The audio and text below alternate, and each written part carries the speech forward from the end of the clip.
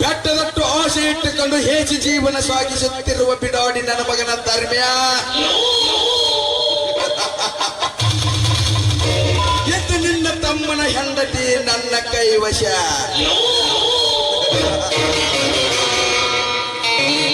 ಇನ್ನು ಮುಂದೆ ನಿನ್ನ ಮನೆತನ ಸರ್ವನಾಶ. ಆಮೇಲೆ ನಿನ್ನ ಕೊರಳಿಗೆ ಬರುವುದು ಯಮಪಾಶ.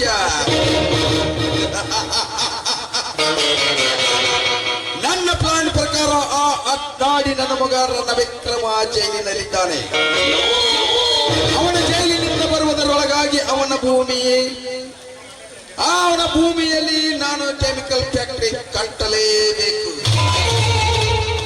ಕಟ್ಟಲೇಬೇಕು ನಂಜೇಗೌಡ್ರೆ. ಆದಷ್ಟು ಬೇಗ ಈ ಕಾರ್ಯ ಮಾಡಿ ಮುಗಿಸಲೇಬೇಕು. ಕಟ್ಟಬೇಕಂತ ಮನಸ್ಸಿನಾಗಿ ಇಟ್ಕೊಂಡ್ರ ಸಾಲಲ್ರಿ ದಣ್ಯರ. ತೆಗೆದ ಪಾಯ ಹಾಕಿ ಬಿಡೋಣ. ತೆಗಿತನಕ್ಕೆ ಬರೀ ಬಾಯಿ ಮಾತಿನಿಂದ ಹೇಳಿದ್ರೆ ಹೆಂಗ್ರೆ ಸಾಕಾರ? ಕರ್ಲೆ ಒಂದ್ ಸ್ವಲ್ಪ ಏರ ಪೂಜೆ ಪುರಸ್ಕಾರ ಮಾಡೋಣ.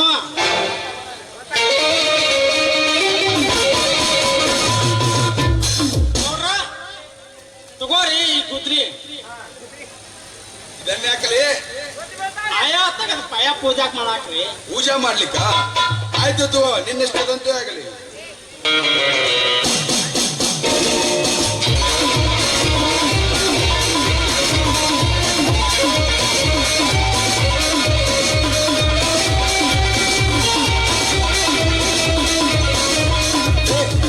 ಅಡ್ನಾಡಿ ನನ್ನ ಮಗನ, ನನ್ನ ಕೈಯಲ್ಲಿ ಗುಜ್ರಿಯಲ್ಲಿ ಇದ್ದೀನಿ, ಕ್ಯಾಮ್ರಾ ಎಲ್ಲಿ ಹಿಡಿತಾ ಇದೆ?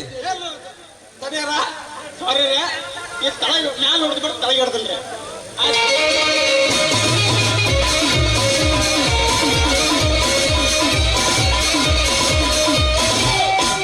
ಸಾಕು ನಿಲ್ಲಿಸು ಸಾಹುಕಾರ.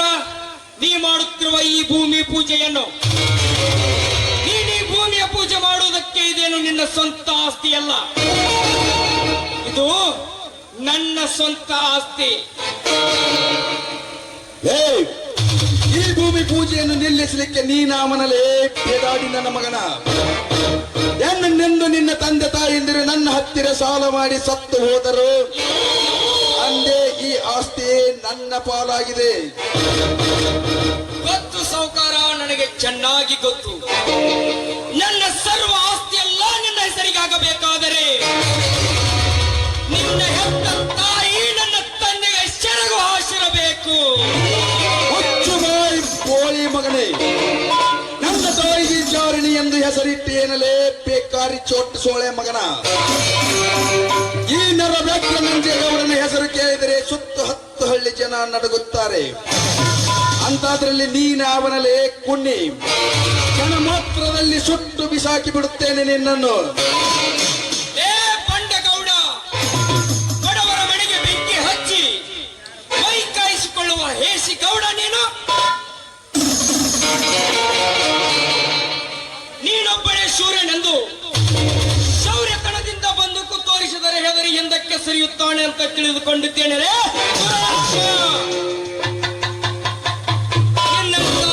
ನಿನ್ನಗಳಿಗೆ ಶಡ್ಡು ಹೊಡೆದು ಯುದ್ಧ ಮಾಡುವ ಗಂಡನೆಯ ಗಂಡು ಗಲಿಕನ ಈ ರಣವಿಕ್ರಮ.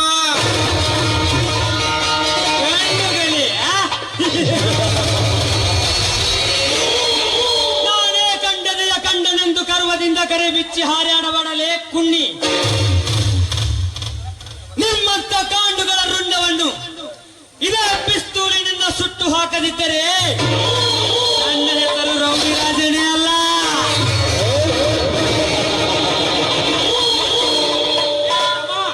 ಇಡೀ ಸರ್ವ ಆಸ್ತಿ ಅಲ್ಲ ನಮ್ ದನ್ಯಾರ ಹೆಸರಿಗೆ ಇರುವಾಗ ನೀ ಅಲ್ಲೇ ಉಸಿರು ಹಾಕಿರು ಬರಂಗಿಲ್ಲ, ತಮ್ಮ ಉಸಿರು ಹಾಕಿದ್ರು ಬರಂಗಿಲ್ಲ.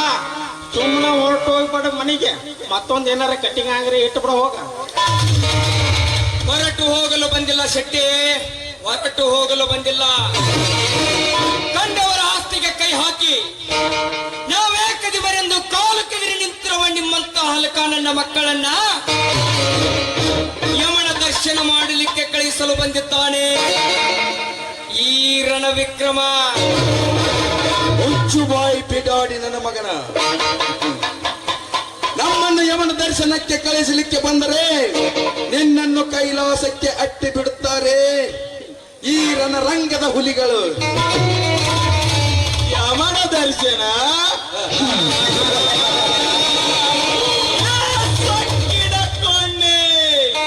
ಯಮನ ದರ್ಶನಕ್ಕೆ ಕಳಿಸುತ್ತೇನೆಂದು ಎದೆ ಉಪ್ಪಿಸಿ ಮಾತನಾಡಿದರೆ ಇದೇ ನಿನ್ನ ಕೆಟ್ಟ ಶರೀರವನ್ನು ಕೊಚ್ಚಿ ಹಾಕಿ ಬಿಡುವೆ ಮಗನೇ. ಹುಷಾರ್. ನನಗೆ ಹುಷಾರೆಂದು ಹೇಳುವ ಹುಚ್ಚ ಮಾರಿಗುಡಿ ನನ್ನನ್ನು ಕೊಚ್ಚಿ ಹಾಕುತ್ತೇನೆಂದು ಸಿಟ್ಟಿ ನನ್ನ ಮುಂದೆ ಬಂದರೆ ನಿನ್ನನ್ನು ಕೊಚ್ಚಿ ಹಾಕಿ ಬಿಡಬೇಕಾಗಿತ್ತು ಮಗನೇ. ನೀನು ಬಲು ಎಚ್ಚರ. ಲೇ ರಣವಿಕ್ರಮ,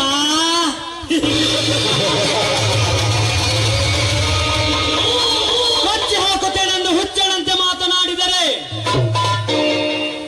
ನಾವೇನೋ ಕೈಗೆ ಬಳೆ ತೊಟ್ಟುಕೊಂಡಿದ್ದೇವೆಂದು ತಿಳಿದುಕೊಂಡೇನೋ ಬಡಕೊಂಡಿ. ನಾನು ಮನಸ್ಸು ಮಾಡಿದರೆ ನಿನ್ನನ್ನು ಇದೇ ಮಣ್ಣಲ್ಲಿ ಮಲಗಿಸಿ ಬಿಟ್ಟಿನ ಮಗನೇ. ಬಲ ಎಚ್ಚರದಿಂದ ಮಾತನಾಡು. ಏ ರೌಡಿ ರಾಜ, ಮನ ಬಂದಂತೆ ಮಾತನಾಡಬೇಡ. ನನ್ನನ್ನು ಈ ಮಣ್ಣಲ್ಲಿ ಮಣ್ಣಾಗಿಸಲು ಬಂದರೆ ಇದೇ ಲಾಂಗಿನಿಂದ ನಿನ್ನ ನೆತ್ತಿಯ ಮೇಲೆ ಚುಚ್ಚಿ ಹಾಕಿ ಪಾತಾಳ ಲೋಕಕ್ಕೆ ಅಟ್ಟಿ ಬಿಟ್ಟೆನ ಮಗನೇ. ಹುಷಾರ್. ಲೇ ರಣವಿಕ್ರಮ, ನೀನು ಕೊಚ್ಚಿ ಹಾಕಲು ಬಂದರೆ ರೊಚ್ಚಿಗೆ ಜಗತ ಸ್ವಲ್ಪ ನಿನ್ನನ್ನು ಕಚ್ಚದೆ ಬಿಡಲಾರೆ ಮಗನೇ. ನೀನು ಎಚ್ಚರ. ಏ ಹುಚ್ಚ ಮಾರುಗುಡಿ, ನೀನು ಗರುಡಿನಂತೆ ಹಾರಿ ಬಂದು ಕುಕ್ಕಿ ಹಾಕಿದರೆ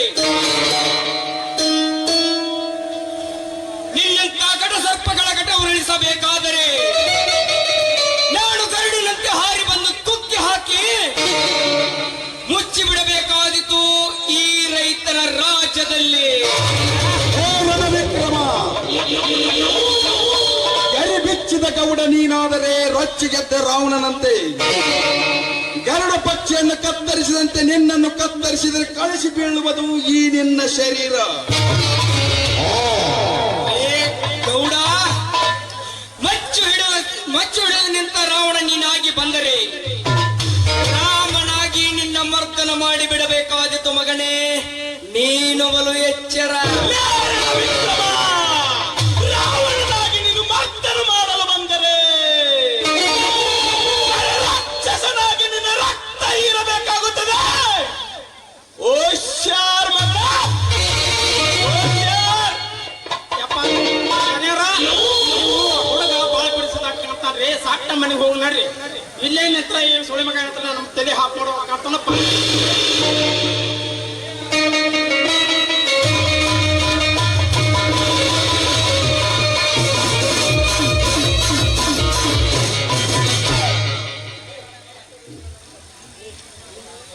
ಲೇ ಅಟ್ಟಾಡಿ ನನ್ನ ಮಗನ, ಕೈಲಾಗದ ಕುಂಟ ಅಂತ ಹೇಳಿ ಅವನ ಕುತ್ತಿಗೆಗೆ ಕತ್ತಿ ಇಡ್ತೀರೇನಲೇ ಬಿಡಾಡಿ ನನ್ನ ಮಗ. ಲೇ ತಿರ್ಸೆಟ್ಟಿ, ಸರಿ ಹಿಂದಕ್ಕೆ ನೋಡು ರಣವಿಕ್ರಮ, ಈ ಸರ್ಪದ ಬಾಲ ತುಳಿದಿರುವಿ. ಮುಂದೊಂದು ದಿನ ಈಗ ಘಟ ಸರ್ಪನ್ನೇ ಬಿಚ್ಚಿ ನಿನ್ನನ್ನು ಕಚ್ಚದೆ ಎಂದಿಗೂ ಬಿಡುವುದಿಲ್ಲ. ಲೇ ತಿರ್ಸೆಟ್ಟಿ, ನಡಿ ಹೋಗೋಣ.